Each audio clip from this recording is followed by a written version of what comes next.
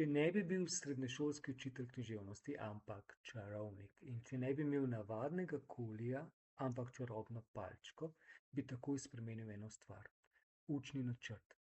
Književnosti ne bi več učil po vrsti, kot so Hiše v Trsti, od Adama in Eva pa do danes.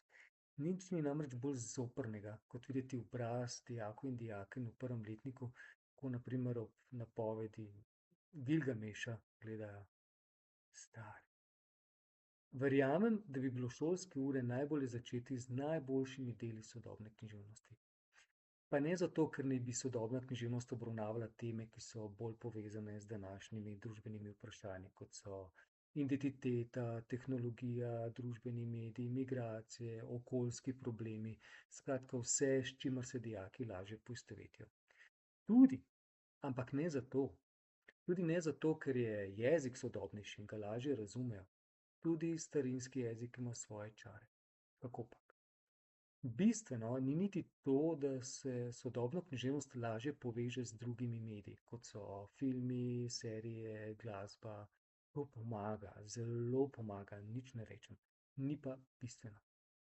In tudi ne zato, ker sodobna književnost pogosto bolj kritično spodbuja razmišljanje o vseh današnjih pojavih, bolj neusmiljeno izziva tradicionalne vrednote, norme, odpira prostor za kritično razpravo o aktualnih temah. Ja, vse to je pomembno, ampak ne samo zato. In tudi ne samo zato, ker sodobna književnost praviloma odpira več perspektiv, predstavlja večjo raznolikost glasov iz različnih kulturnih ozadij. To je krasna stvar, tudi praktična.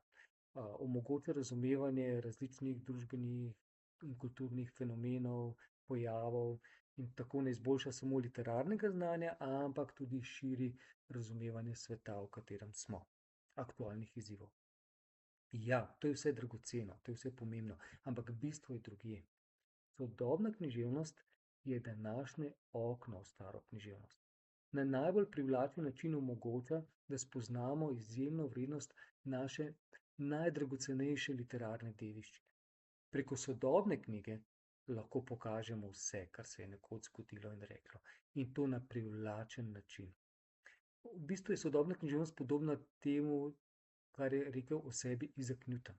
Nekoč je napisal v pismu: če sem videl dlje, je to zato, ker sem stal na ramenih velikanov. Enako velja za sodobno književnost. Odlična je, ker stoji na ramenih velikanov in zato vidi najdlje.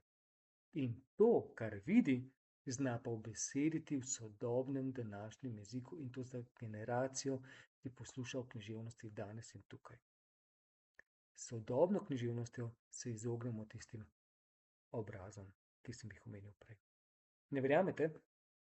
Naslednjič primer na primeru Anomalije romana.